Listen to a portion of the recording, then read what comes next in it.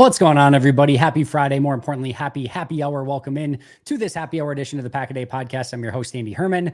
Let's get started right away. I got probably about 40 minutes today, a little bit less than an hour. So not going to be able to stay super long, but we'll try to get to as many questions as I possibly can per usual. Lots to talk about, obviously, with the injury report coming out, Jordan Love's status, all of the above. So I'm sure we will get to all of that. If you want to make sure your question gets answered, of course, super chats will always go to the top of the list. So that will come first. And then we'll get to, like I said, as many as we possibly can. All right. So Brendan, if there really were a chance, easy for me to start off. I'm going to have a drink before we start that one over. Cheers, by the way. That was my first drink, by the way. I have not been drinking yet, although you wouldn't know it by my initial reading of that question. If there really were a chance that Jordan might play on Sunday, wishful thinking, I know, would Matt LaFleur have done or said anything different this week? No, I don't think so. I think that it's extremely unlikely that Jordan plays. I do think the questionable designation is interesting. Theoretically, if we live in an honest world, which we do not, if he were truly like doubtful, or if there was a 25% chance or less of him playing, he should be listed as doubtful. He's listed as questionable. That should mean that it's legitimately a coin flip chance that he plays or not. I think it's probably doing a lot of heavy lifting. I think it's probably still maybe in the 5 to 10% chance range, and maybe even that is a little bit aggressive. But questionable is interesting to me. I would have probably bet a decent amount that he would have been listed as doubtful on this injury report, and he's not. And as much as we're hearing from the Ian Rappaports that he's going to be out several weeks, the Packers seem very adamant that he is day-to-day. Now, he did not practice on Friday. Friday is a very big practice day. I'm sure all of you know that. If you want to play in the game, usually you need to practice on Friday. Now, that does not always apply to star quarterbacks. It's not like he's going to get 100% cleared on Saturday and then be like, well, I didn't practice Friday, so we're going to sit him out. I will say this, and I said this the other day. I said it on the episode I just recorded for tomorrow. If you get to the situation where there's any question whatsoever, Green Bay is going to be cautious. This injury for Jordan, while it seems super significant right now to the course of the season, they're 0-1. You don't want to get off to an 0-2, 0-3 start, anything like that. In the scheme of Jordan Love's career, this is the tiniest of slivers of what will amount and what will come of his career as the starter in Green Bay. You want to take the long-term approach on this. And if there's any doubt, any question whatsoever, if you think there's any risk of aggravation, he's just not going to play in this game. And Green Bay will be more cautious than probably any of the other 31 teams in the league. So I would be surprised if he plays in this game. I think Matt LaFleur handled it perfectly. There's that, we're legitimately talking of there's probably really no chance, but I cannot look you in the eye and say for certain that Jordan Love will not play in this game. And if you're the Indianapolis Colts, you have to spend time preparing for Jordan Love, even if it's a fraction of amount of time. Even if you think wholeheartedly that Malik Willis is going to start, you have to game plan for Jordan as well. And if it's even 30 minutes that they spend on Jordan Love, that's 30 less than they're spending on Malik Willis. And you have won a small amount of time and a small amount of less preparation for the Colts by doing that. Is this probably gamesmanship? Probably. Is it probably subterfuge? Probably. But again, I can't look you in the eye and say for certain Jordan's not playing. And I think Green Bay's done a wonderful job of disguising it in some capacity. And by the way, it does go both ways. If he were, to your point, Brendan, if he were for certain going to play in this game, Green Bay has probably done everything they could to make it so that it seems like everyone believes Malik Willis is starting in this game. Could they have listed him at doubtful or something like that? Maybe, but that probably really would have been a little bit shady. But no, I think Green Bay's done a really great job of keeping it as much up for grabs as they possibly could have. And now we just wait and see, but I'm still 90% chance he does not play in this game. Killer Kenny, going to my first Lambeau home opener, wonder who will be playing quarterback. Thinking, well, there's only one of two options. So you got that coin flip. And I think you can, again, probably put that more 90% in the Malik Willis situation. But my guess is Willis plays, but either way, it should be a fun game. It is always a good day at Lambeau Field. So I hope you enjoy the hell out of it. Titletown, Hoosier Cards. Any chance the Packers know Jordan isn't playing on Sunday already? I know the doubtful designation exists, but are there any real consequences to just listing him as questionable versus doubtful? It would be extremely difficult for the NFL to prove a difference between a questionable and a doubtful designation, unless you get a situation like Jordan Mason the other day for the 49ers, where if Jordan Love were to give an interview and be like, yeah, I knew on Tuesday that I was going to be out and there was no chance I was playing. All right, well, then there might be a little bit of an issue, but it's really difficult to prove that he was actually doubtful when they put him as questionable. So I don't think that there's ever going to be any real penalty there. And yeah, I think that they probably have a really good feel for it, but are probably in some capacity trying to keep it as up in the air as possible. And there is some advantage of that. And like I said, we don't live in an honest world. There's probably not going to be any consequences. And either way, whether he is playing, isn't playing, whether they know or don't know, I think they've done about as perfect of a job of handling this as they possibly could have. And I would have done the exact same thing in their situation. Alex Clemens, new member. Thank you so much for doing that, Alex. Really appreciate it. If you have not yet checked out memberships, make sure to do so. Awesome episode previewing Packers Colts with Aaron Nagler and I. That is members only. 2 great Ross Uglum videos. You're probably going to get one more this week too for members only. And then, of course, you get the members only Q&A as well. So definitely worth your time. There's a bunch of other stuff you can also get access to. So make sure to check those out. And Alex, appreciate you signing up. All right. I want to know now what the unique handle is in Aaron Nagler's chat. Very interested. All right. Please grade Tom Brady on his booth debut. Is he the greatest of all time? That was rough. I don't think that it was anything egregious of like, oh my God, what is this guy doing in the booth? But it was not clean. I expect him to get better. There's got to be nerves that goes into that. I did see somebody tweet out something to the effect of, finally, something Tom Brady isn't good at, which is, I think, very funny, but he'll get better at it. I think he'll be a fine announcer. I will say, I think Greg Olson's awesome. So I wish to some extent Greg Olson would still be the number one guy. But you know what? I know if you're going to bring in Tom Brady and pay him all that money, he's going to be the number one guy. So hopefully he just continues to get better. And I think he will. A little bit of a shaky first start, but we'll just kind of take it week by week. I will say this.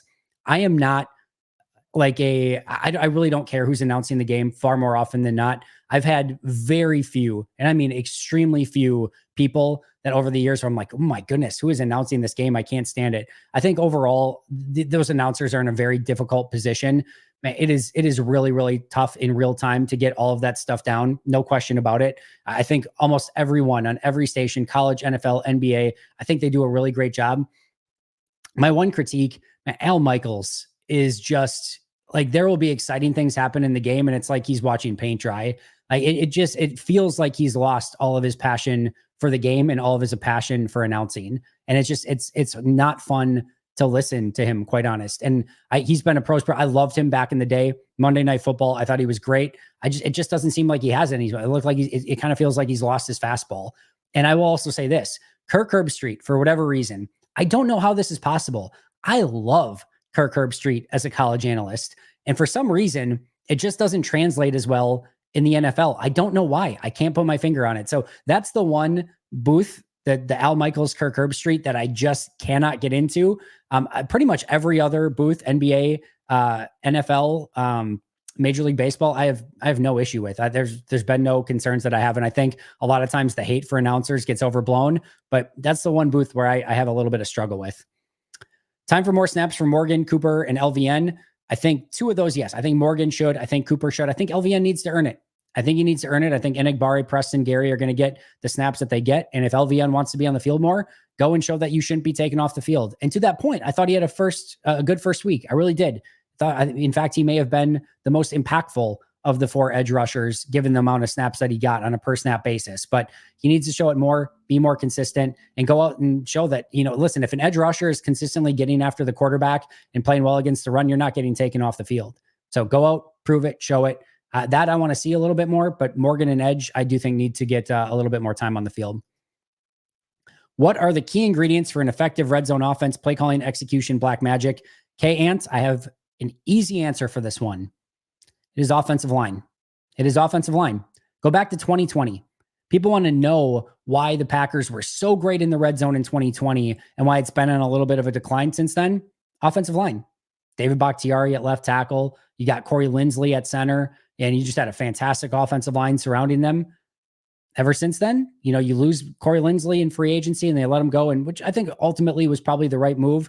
I love Corey Linsley to death. He's obviously retired now, and he had I think at least one, maybe two good seasons in LA, but or with the Chargers, but it was probably the right time to move on. But and then of course Bakhtiari due to the injury stuff, but man, they had a phenomenal offensive line in 2020, and they had a phenomenal red zone offense. Those things are not, exclusive. They are very much related.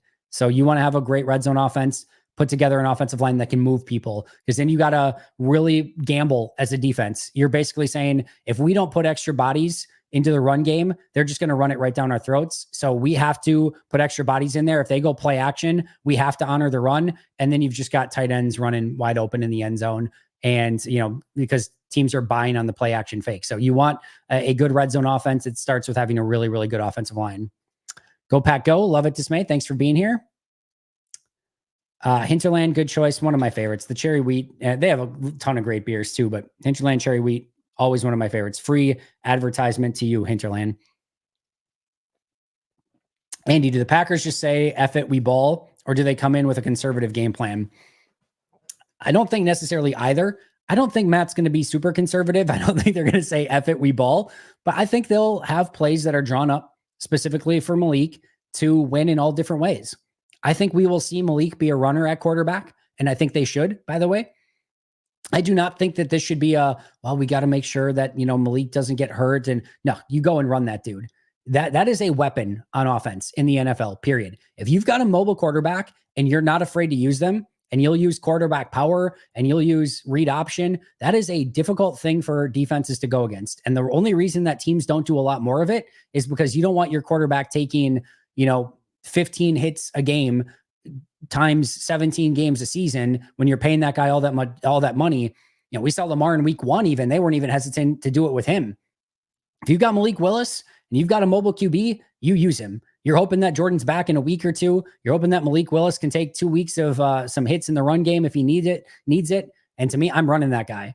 I think you run him. I think they will have some shots down the field drawn up and some opportunities to hit those with the great arm that Malik Willis has. I think he'll have a couple plays that scheme some guys open. Matt's going to have to be on his A game. This offensive line's going to have to be great. These wide receivers are going to have to get open against this banged up Colts secondary. But no, I think they'll have a really good game plan. Now it's up to Malik to go out and execute it, but I would definitely run this guy as well. Jen, good to see you. Thanks so much for being here. Love the Christian Watson autographed jersey in the profile pic as well. Do you think him being questionable means he could play sooner than the several weeks that Ian Rappaport said last night? I think so. I'd be surprised if he doesn't play, or I'd be surprised if he plays this week. I'd be surprised if he's out several weeks. I think next week or the week after are probably what we're looking at. Does he play in Tennessee? Does he play against the Vikings at home? Those are the ones to me where it seems the most likely, but we'll take it one step at a time. And if he can go this week, awesome. I'd be pretty surprised if we're going into the Rams game and he still hasn't played, or if we go into the Rams game and he's not ready to play. That would seem pretty surprising to me at this point. But again, Green Bay's doing a great job of keeping this close to the vest, as well they should, and take it one step at a time. And we'll see if he can go this week. We'll see if it's next week, the following week, the week after that. But several seems very aggressive to me. New York Cheesehead, go Pack, go to you as well. Is Love on his Giannis era? Man, I guess it depends which Giannis era we're talking about. If we're talking about championship season, where he has the injury and somehow he Gumby's his way back into playing and goes out and has a 50 burger in the final game, I will take that. If we're talking about the last two playoffs, the last 2 years of playoffs where he got injured and couldn't play in the playoffs and it led to their demise, then hopefully not that era. So championship Giannis era, yes, but we'll have to kind of wait and see. Do you think there becomes a quarterback controversy in Green Bay if Willis just hoops for 3 to 4 weeks? 0.00% chance, MD. I'm not sure. Okay, there we go. Just kidding, but not really. I'm assuming that was in jest, but no, if he can go out and play great, that would be awesome. And maybe that's something that you can either decide if you want to bring him back as your backup for next year, if you want to try to parlay him into some draft picks or something like that. But that'd be a great situation to have. I wouldn't get your hopes up or hold your breath too much on that. Nice job with Paul Brettel. Call for what FWIS for what it's worth. I'm assuming you meant FWIW, but no, Paul's awesome. He's always great to talk to. Always appreciate having him on. So we've got the best guests. I don't want that to seem like we've got the best guests, and no, we've got awesome guests though. We've got Paul. We've got obviously I love the addition of Nathan and Tyler.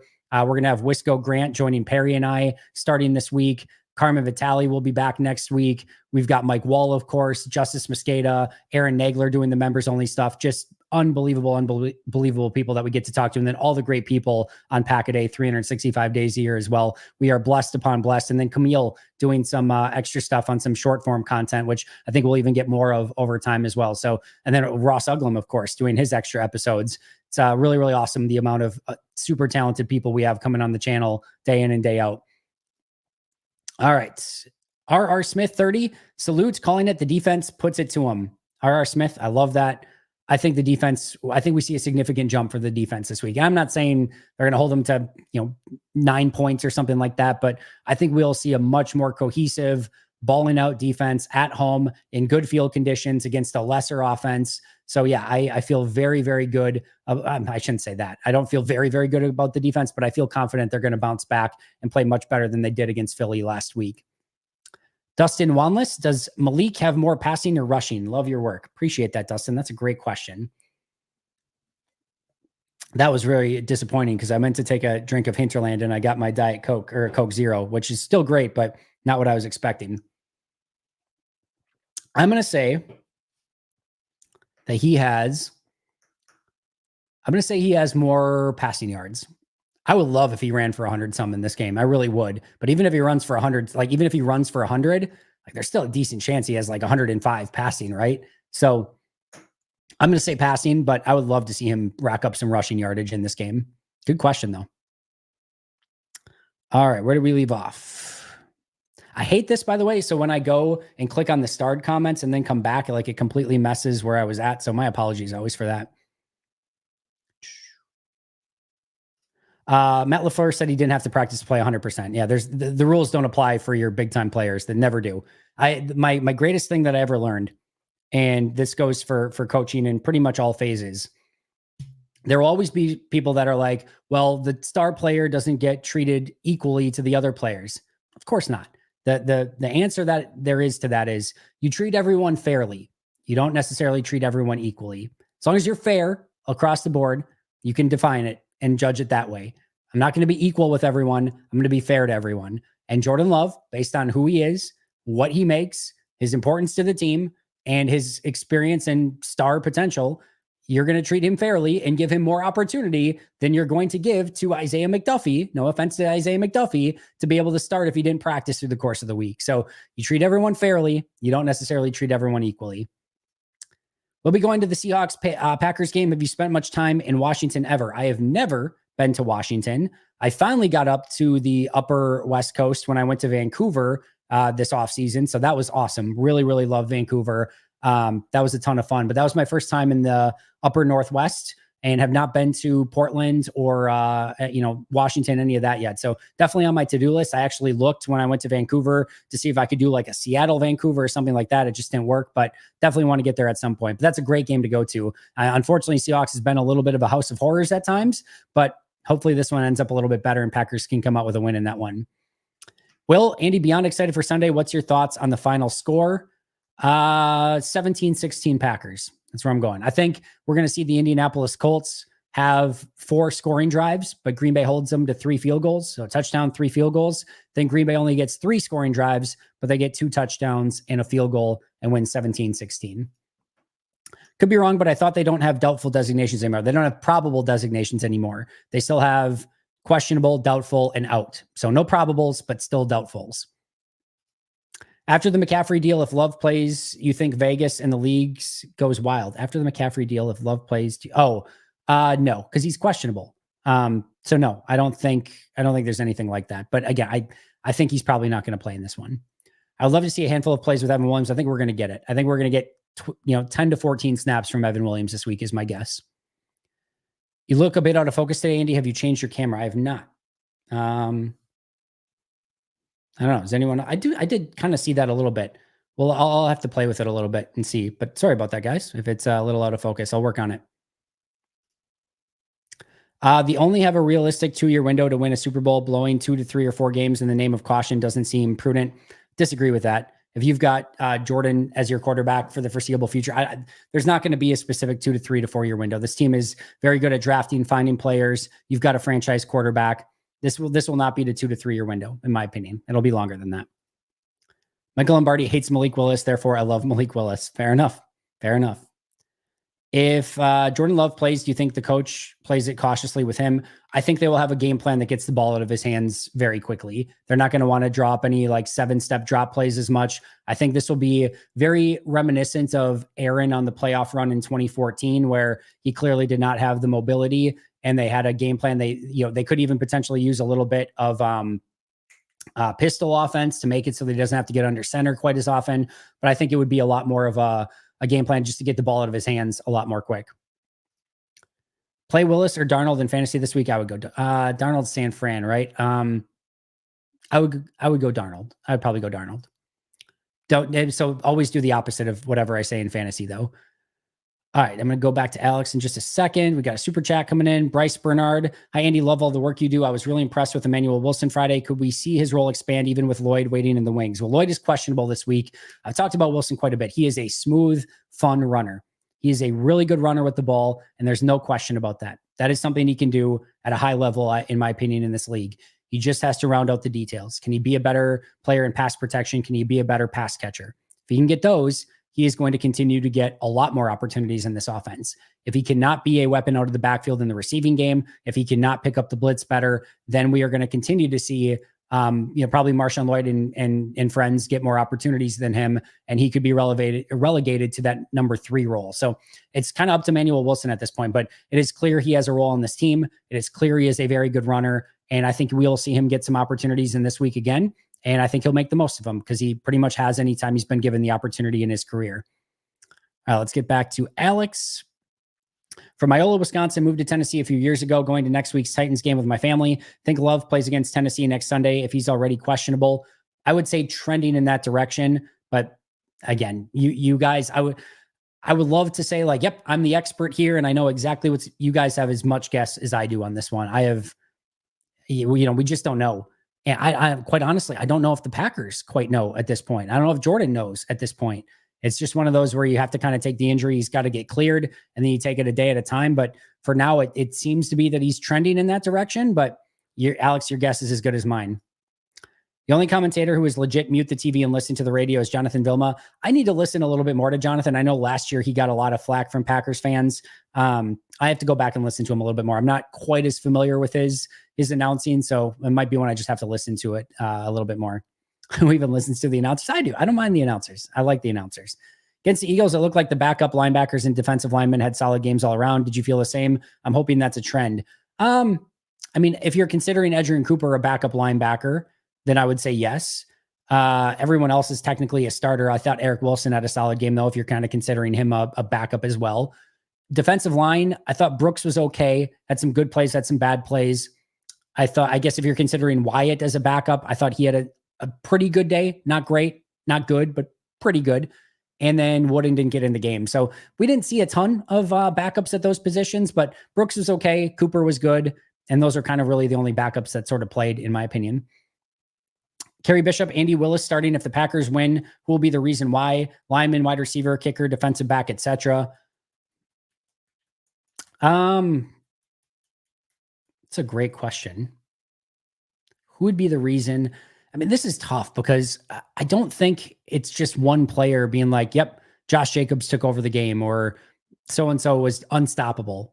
I think like just everyone needs to do what they're expected to do in this game. You go back to last game. No one player lost that game for Green Bay, but could have Jordan completed a few more passes that he missed? Yeah. Could, Luke Musgrave maybe tried to break up that interception instead of it being picked? Yeah. Could Keyshawn Nixon add a pick 6? Yeah. Could Braden Narvison have made his 45-yard field goal? Yeah. Could the 10 penalties that happened not happened? Yeah. Could you go on and on and on. And, could Jair Alexander not give a touchdown on an out and up? Any one of those things, and maybe Green Bay still loses the game, but if everyone just kind of comes in and has a little bit more focus, they win that by 20. So it's not, to me, one player that just comes out and takes over the game and that's why they won.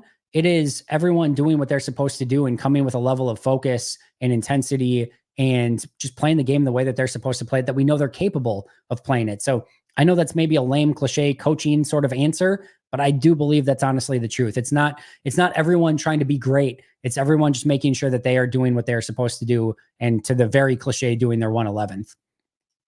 A bad Michaels call is still better than most. I'm gonna have to agree to disagree on that one, Rick, but I know there's a lot of people that like him, and to sort of to each their own. I totally get it. I know conventional wisdom would suggest the Colts will focus on stopping the run, but with all their secondary being hurt, I think the Packers are going to throw it a ton. Could be a big advantage. I don't think they're going to throw it a ton. I do think they'll remain balanced. I don't think this is just going to be the running game is getting 40 carries and Malik Willis drops back to pass 15 to 17 times. But I do think you'll see a much more balanced. They're going to try to stay balanced. I think if you see a lot of passes in this game, this means that they were behind and Malik Willis had to throw a ton, and that's probably not a recipe for success in this one. Game is won or lost in the trenches. Probably say that every week, but you're probably a little bit more right this week, New York Cheesehead. Calvin Post, love all your content. Most days I start my day listening to that day's episode. You're killing it. Are us Packer fans delusional for thinking Sunday won't be a train wreck on offense? No, I have a lot of faith in Matt LaFleur. I have a lot of faith in the rest of the players on this offense. And I think Malik Willis can figure out a way to be serviceable in this offense that they can go get a win. I will say, think back to last year with Jordan Love, right? Even after he had 3 years in the league, they had a situation where they did not come out on all cylinders on offense. And Jordan was obviously very talented and had 3 years to sit. And they could not get an offense that worked until midway through the season. So expecting Malik to come in after being on the team for 3 weeks and just coming in and being like, oh yeah, this guy looks good. That's an ask. That's a big ask. So I don't expect Malik just to come in and be like, yep, things went on without a hitch. They had 200 yards passing, 80 yards rushing, 3 touchdowns and a turnover, something like that. I will take it, but I certainly wouldn't expect it. This is going to be a very heavy lift for Green Bay's offense. This is going to be tough, but do I think they can manage it? I do. Do I think there's a pathway to success? Absolutely. But it is going to be a heavy lift, and there's nothing that's going to be easy about playing offense this week, in my opinion. Zacking off. Christian Watson was talking about how Rome had 400 yards in practice yesterday with Malik's deep ball. I'm in. Listen, he's got a great deep ball. He's got a really good arm, and I do think they can hit on a couple of those. I guarantee you Matt's going to give him an opportunity or two. So can he take advantage of it will be the question. Bryce, do you think the NFL will move the ball to the 35 on touchbacks this season? Would love to see Nixon get more opportunities in the return game. I don't think so. I know they said that they would be willing to change the rule midseason. I think they're going to try to avoid doing that at all costs. I think it's bad practice in general to change rules midseason. It's just like, let's say, for instance, all right, let's say Keyshawn Nix is unstoppable returning kicks in this new rule if teams actually have to kick to him. I'm not saying that's going to be the case, but let's say that is the case. It is not fair that Philly didn't have to go against that, and every other team that plays Green Bay does have to go against that, and vice versa. So I think it's probably bad practice that you change a rule like that midseason. I think you probably wait till the offseason to make that decision. If it gets to the point where everyone's just kicking it out of bounds and we're not seeing any returns, I think they'd look at it. But I think they will try to avoid that at all costs, to be totally honest. All right. Balanced attack and utilize Malik's legs. I like that game plan. We should win, I hope. I think that's the perfect position of where we're at. We should win. I hope. Like, there's a lot of hope doing some heavy lifting here, but I don't know that we should win. I understand the Colts being favored in this one, but I do think there's an avenue for victory, and hopefully Green Bay can find it. Love returning this week would be like when Reggie White played with the injury. That was incredible when that whole Reggie White situation happened. He was supposed to be done for the year. Then all of a sudden he was back. That was unbelievable. So hopefully we can have something like that. How did you feel Xavier did? I thought he was awesome. I thought it was really, really good. Obviously he peaked a little bit early with the pass breakup and the interception. Then you didn't really hear much from him the rest of the game. I did have a missed tackle and a bad angle on one play, but overall I thought it was a really good game. It was my highest graded defender for the day, and I think my 3rd highest graded Packer behind Jaden Reed and Elton Jenkins. So very nice first impression for Xavier McKinney. Does Wall want to coach in the NFL? Surprised he's not been snapped up. I think he maybe had interest at some point, but I don't think it's anything like he's actively seeking. And like I said, like he said earlier this week, he's in Germany now. So I know he keeps connections, but I don't know that that's something that he's completely dying to do at the moment. Grant Bills is a rising star. I think so too. I'm excited to have him on this coming Sunday and every other Sunday with Perry Goldstein and I. Andy, why don't you wear a wedding band? I have never liked it from day one. Just never been my thing. I have it still. And yeah, just it's tungsten. I wore it for probably the first, I don't know, long time. And then I don't know. I also like ended up with like a bad blister on my hand because of it. And it just got, I don't know, tiresome. So that was the reason why. There's no crazy thing behind it. Just never was really a big band guy. So it's never really been an issue. And if I've given the choice, it's like the day I put it on, I'm like, oh, this just does not feel right and natural at all. And so, yeah, just stop wearing it. Great reshare article about Sam Shields. Love that guy. 37 will always be Sam I am to me. One of my all-time favorites. I mean, he's on my Mount Rushmore of favorite Packers. Maybe not Mount Rushmore of best Packers in my lifetime, of course, but definitely on my Mount Rushmore of favorite Packers. No questions about it. What do we think is more important for the defense this week? Stopping Jonathan Taylor or stopping the deep ball? I think Paul Brettel was right the other day. I think you make this team try to go down the field and matriculate, yardage to get points. I don't think you want to give up explosives to this team. And we saw that they are very capable of doing it last week. So make it so that they have to go down the field, make it so that you take away their big plays. Now that means with Jonathan Taylor too, you can't let him rip off the 30, 40 yard runs. If he gets a couple 12 yarders here or there, you can tip your cap, but you got to make sure he's not getting explosives and that Richardson's not getting explosives down the field. Do you think Josh Meyer should rotate with Monk? No, the center position is not one you want to rotate. It's just not. You want to make sure that somebody's consistent out there, making the calls and the checks, snapping the ball to Jordan. To me, there's too much that can go wrong with a rotation there. So if you don't believe it's Josh, then you go with Monk or Tom or Jenkins or Ryan or somebody else. But that's the last position on the line that I would do any sort of rotation with. Love all the shows. Mike Wall is a gem. Could not agree more. How do you like watching the game in the media box? What are the pros and cons? I love the situation that I have that I get to watch it. So there'll be 2 games that I go to this year in the stands. I'm going to go to Arizona and Houston in the stands. Arizona with my friends and Houston with my son. So very excited about both of those. So I'm going to get to experience 2 games in the stands. I'll experience all the other home games, which will be 7 this year in the press box, which is great. You can see everything. It's a cool experience. Obviously you get the post-game press conferences right after and the access to the locker room and everything like that. So I enjoy that. I also enjoy my away games where I just get to watch it at home, do an immediate post-game show immediately after and do that as well. So I think there's advantages and disadvantages to all of it. But I really like the sort of system that I have, or a couple games in the actual bowl, bunch of games in the press box, and then all the road games at home, just watching and being able to kind of see it live on TV. So I like the variety, and I think it honestly ends up being just about perfect for me. Curious to see how LaFleur exploits this banged up secondary. Willis will have opportunities. I'm right there with you, Alex. I think there will absolutely be opportunities. I'm also curious to see how Matt LaFleur decides to attack it. These wide receivers need to be awesome. They should be able to beat these corners. They need to give Malik easy looks. And if they can do that, again, I think there is a pathway to victory for Green Bay in this one.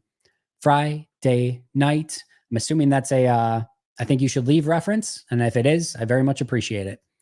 Franchise quarterbacks are exceptions to the rules in the NFL. That is very, very, very, very, very true. And we saw, listen, the quarterback play was rough last week, all throughout the NFL. There were some bad quarterbacks and there were some good quarterbacks that were not playing great football. And we saw Tua last night, pre-concussion, have a really tough time against Buffalo's defense. So NFL defenses are getting better and better. Offenses will work their way into a rhythm as the course of the season goes on.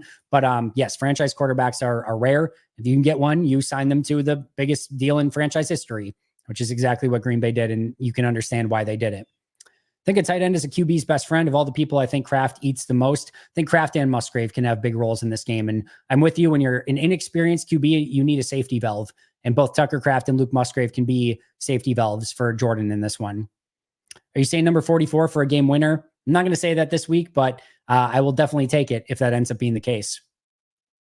What do you think is the best way to utilize Luke Musgrave and LaFleur's offense? I think you want him as a move guy, somebody that you scheme open a little bit more. And, I think he can be a red zone weapon. I think you can do some tight end screens with him. I just think they're trying to figure out exactly this, Richard, is like, what is the best way to utilize him in this offense? And remember, not everything was perfect at the beginning of last year. They had to sort of figure out what players work what best in what ways. And right when they were starting to figure that out, Musgrave was out injured last year. So I still think they're asking that question themselves. And, Luke needs to play a little bit better, quite frankly. I think it was Steno who said that Luke had a very quiet training camp and that there were things that he needed to do to improve. I think we're seeing that. I don't think there's cause for concern or red flags or alarms at this point, but he needs to play better, and they have to figure out a way that they can get him settled into this offense and have a little bit more of a consistent role. Andy, is there anything that the Colts have on either offense or defense that concerns you more? I just want to see a big Packers win. Also, what type of omelet are you going with, or is that TBD? I think I might just go egg and cheese omelet this time. Maybe a little bit of onions in there as well. So I think I might keep it simple this week. As far as what concerns me, Anthony Richardson. Like, that's the dude that if you let him get going, it might just be game over. It might just be game over if you let that guy get going. He is a absolute specimen as a runner. He's got an unbelievable arm. I mean, he is Malik Willis on, whatever substance you want to put to end that equation. Like, he is the, 10th degree of what Malik Willis is. When we talk about great arm and athletic ability, Anthony Richardson is just, again, 10 steps above that. But there's a lot of inconsistency there. So you just cannot let him get in a rhythm, whether it's running or passing or both. You got to keep him chaotic. And you don't want those big plays. You don't want the big runs. You just got to kind of keep him hemmed in, because if he gets in any sort of rhythm, like I said, it is going to be a very long day for you. So that is definitely still the guy. While he is chaotic and you don't know what you're going to get, you just don't want him getting in a rhythm. Andy, in all capitals. Is there we already went through this, Dennis. I don't know. This is, I guess it's a big thing for some reason. Seahawks fans are surprisingly exuberant and intense, but they cry for penalties and whine too much. I was living there for the 2012, 14, 15, and 2020 games. Listen, there's a portion of pretty much every fan base that has that same sort of fan. But yeah, maybe Seattle has a little bit of it. But listen, their fans are awesome on game day. Their fans are awesome on game day. And they show up loud to pretty much everything, right? So they deserve a lot of credit. The 12th man is a real thing. It is always a pain to play there in Seattle. Treating people fairly. Nixon coming out of the end zone at the end was the dumbest mistake in the whole game. Should he not get benched like others do for lesser mistakes? Yeah, you can tell LaFleur was pissed, and those things probably should have some consequences.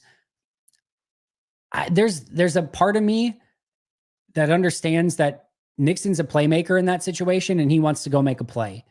And it's hard for me to be too harsh on a player wanting to go make a play, but you have to do your job. And my guess is he was probably told, don't return this. And if he did, then yeah, there needs to be some sort of consequence. And I'm sure Matt handled it. I'm sure Keyshawn will be better. I will say that is not the dumbest mistake of the whole game. There were far worse mistakes in the game, but that was not the situation that you want in that, or not the play that you want in that particular situation. And I'm sure they had a stern talking with Nixon, and I'm sure it won't happen again. Love should start Vikings or Cardinals game if he can. I mean, I think we can all have hypotheses or guesses on what he should do. This will all come down to the medical team, and they'll decide what's best. And I trust the medical team. Any thanks for the content. Do you think Matt LaFleur needs to improve his offseason protocols, as we've had slow starts as of late? I think it's always a little bit of a darned if you do, darned if you don't, but I am leaning more in the let's play these guys a little bit more in preseason. Not a ton, but a little bit more. Let's get them a little bit more game action. And I think that could be very important to help them get off to a stronger start in future seasons. Who's the second most important player on offense behind Love? Reed as my vote. I would go Zach Tom. I think Zach Tom. I think you lose him, it would be a very devastating sort of injury or loss for Green Bay. So I'll go Zach Tom. Stoked to see Edge Cooper and Evan Williams get a bunch of snaps this weekend. They're both going to be dynamic players. Have you heard anything different about Marshawn Lloyd's return? No, other than that he's questionable. We'll see if he can be the number 3 running back this week. I think hopefully it trends in that way that he can at least be the number 3, maybe get a couple snaps here or there.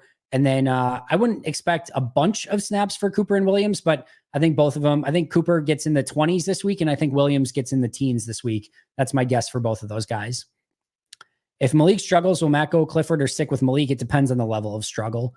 If he struggles greatly, I think we could see Clifford. If it's just common struggles that you would expect from a quarterback making his first start in an offense he's never played in before when he just got here 3 weeks ago, I think they'll remain patient. But if it looks awful, I think we could see Clifford at some point. Which wide receiver skill set will be the best fit with a limited playbook if Matt goes that route, Watson or Reed? I think Reed. I think Reed could have a very big role, assuming he's healthy. Of course, he got added to the injury list today. But hopefully he's good enough to go, and I think he could have a big role in this game. Keep Your Eyes Off the Ball is a great book, but my favorite for new learners is The Real... Oh my goodness. Oh boy. Not going there, Dennis. No more Dennis questions for today. Dennis is banned from questions. As much as I want to see Love back sooner than later, I wouldn't mind seeing Willis torch the Titans next week if he looks all right this week. I would love to see Willis in the revenge game. That'd be really fun, but I'd just much rather see Jordan Love. So I don't think it'll be dependent upon if Willis looks good or bad this week. It's just going to all be based on if Love is healthy enough. And if he is, he's going to play. And it's as simple as that. And he should play if he's healthy enough. You said you have faith in Matt LaFleur to help Malik. When Jordan filled in for Aaron against KC, Matt LaFleur did him 0 favors. Why should we have faith?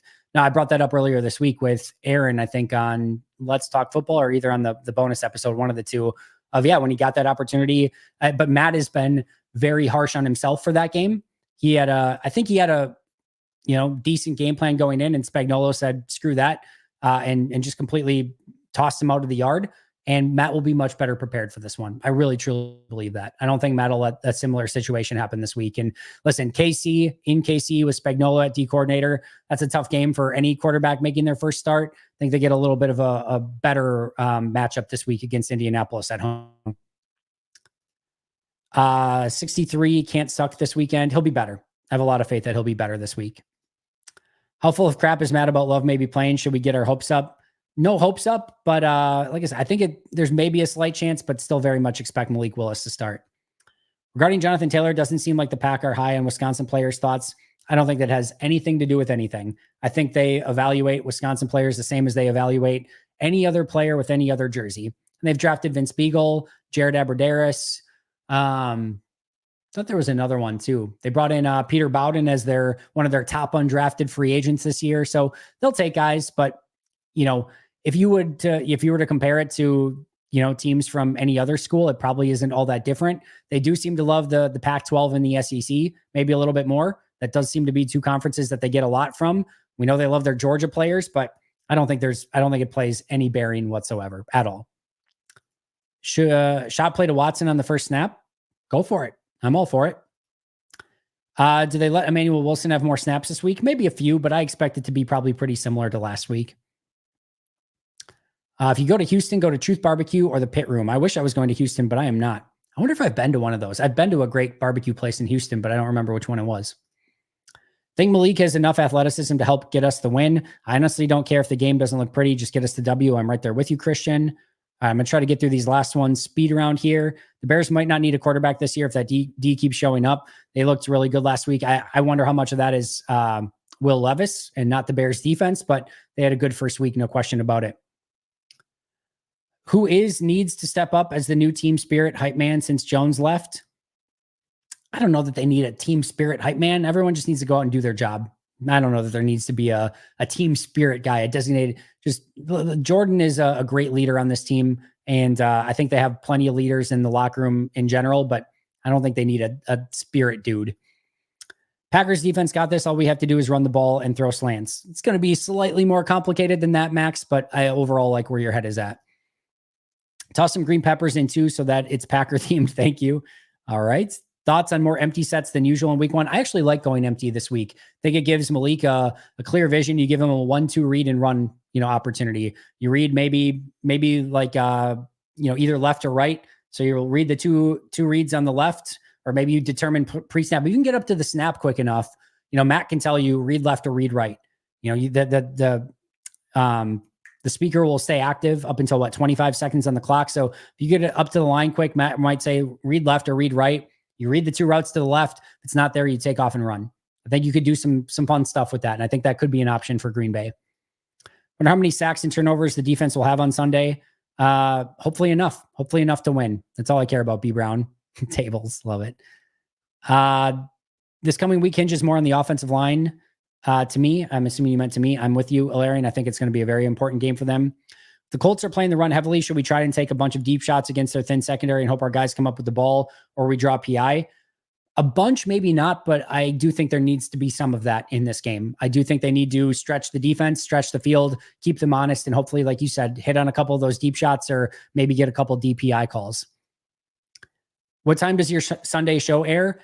So I'm not going to be doing, so I'm going to, the actual pregame show, the recorded one, usually they launch at 5 a.m. On a noon game, I usually launch it at midnight. So it'll be open as soon as midnight hits on Sunday morning. I will not do a live pregame show. I will hopefully do a postgame show. I'm hoping 4:30, 5 o'clock, somewhere in there. I'll go live. Cole Van Landen was a Badger as well. They should just have Musgrave run Megatron's route tree until he decides to be a tight end a little bit more. That's, again, a little bit more harder than what it seems. He's not a wide receiver, but I do think there's some routes that they can give him that hopefully open him up a little bit more and give him some more opportunities for success. Some Malik Willis runs, Jaden Reed and Christian Watson jet sweeps, and a lot of Josh Jacobs O-line will be even more important than usual. I agree, Jay Western. Thoughts on the Tua situation? I just hope he's okay. I don't think that, I know that we have to like immediately jump to conclusions and stuff. Listen, we all want what's best for Tua. Everyone. Nobody wants that dude to end up with, a crappy life after football because of all the concussions. But I don't think we also need to determine his fate 5 seconds after the concussion happens or it's announced. Like, let's let this play out. Maybe he avoided a major concussion. It looked bad. It certainly looked bad, but we don't know. We don't know the medical side of it. I just hope he's okay. I'm hoping for him and his family he's okay. And whatever decision needs to be made moving forward, I hope they make the right one. But I'm hopeful that whatever needs to happen will happen. And hopefully he can come back and have a very fruitful career and even a better life after football. But of course, the priority should be life after football before the career. And if there's any jeopardy of that, I hope he makes the right decision for himself and his family. But I just don't think we need to have immediate commentary on what he needs to do. If it were me in that situation, I would want to make the best decision for myself and my family, and everyone else chiming in, great. But I'll trust the medical professionals and myself to make that decision. And Tua deserves the opportunity that he and his family and the medical professionals can make that decision. And all of us just shouting online of what he should do, I just don't think really does any good. So let's pump the brakes a little bit. Let's start by, hoping and praying for his health and start there. And then whenever he needs to make that decision, I hope he has clarity of mind to make the best decision for him and his family. Bryce, you're more than welcome. Loaded hot take: Chris Middleton and Damian Lillard attend the Packers game. Willis has the game of his life, inspires them back to all-star play. Love and Giannis become best friends. Packers and Bucks win. Sign me up. Jordan Love probably won't play, so you're saying there's a chance. Love it. My first live chat. Glad you could make it, Sap Gooey. Thanks for being here. Thanks for being a member. The current line seems to pass block well. Do you think they have the right pieces to ever be a great run blocking group? I don't know about like top 5 run blocking group, but I think we saw last week, they looked really good running the football in the second half. So yeah, I think they can be a really good run blocking team. I really do. Are you worried about Jair at all? Listen to the episode tomorrow and you will get my full explanation on that. I did a overreaction fact or fiction. So I took 12 of the statements that are going around the Packers sphere this week of overreactions. And I said, are they fact or are they fiction? So Jair plays into a couple of those. So check out tomorrow's episode and you will get my full answer on that.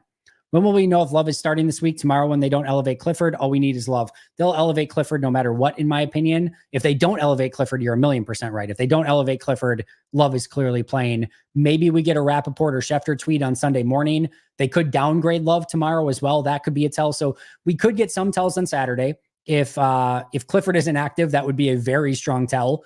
If he is active, I don't know that it's a tell one way or the other. We could get a Rappaport or a Schefter tweet. We could get a downgrade in status tomorrow to doubtful or out, or we could just find out an hour and a half before the game when inactives come out. With the Colts fan dropping a banger of a song, it's going to be a tough week this week. It's going to be rough, Alex. Probably screwed, but we'll try to get through it. Is AJ Dillon still on the team? Yes, he's on season-ending IR. And it doesn't sound like there's any, from AJ, it sounded like there was no thought of release with an injury designation or anything like that. So as of now, yes, he's still on the roster. So after week 1, did you end up deciding to get that Brady Narveson jersey? No, because he didn't make the game-winning field goal. That was the condition. He had to make a game-winning field goal week 1 for me to get the Narveson jersey. Hello, Andy in chat. Matthew, thanks for being here. Do you think with Indy's rush defense, Malik could have more rush yards than pass yards? We went through this. I'll say more pass yards, but maybe not impossible. Thanks for answering my questions. You're awesome and honest. J-Rock, you are more than welcome. People and their hot takes on what Tua should do are irrelevant. Yes, but it's also the part of the world we live in. So I'm not judging anyone. I get it. We all do it. Listen, I talk Packers for a living, so I should talk. I'm not trying to be hypocritical, but it is just the world we live in. But to my point earlier, let's let Tua, his family, and the doctors decide this one, and we can probably sit it out and not have to decide his future for him in any way. Reed will play, right? I think he will. All right, friends, that's going to do it for me. I got to get out of here. A little bit longer than usual, but you guys had great questions, so happy to do it. I will see you all on tomorrow morning, or if you're a member, the episode for tomorrow is already out there. Sunday post-game show, and then, of course, Sunday pre-game for the recorded video. Going to be a really fun week. Ross Uglum should have a couple more videos coming out as well, so keep an eye out for those. Until next time, though, and as always, go Pack Go. Let's get a win against Indy on Sunday.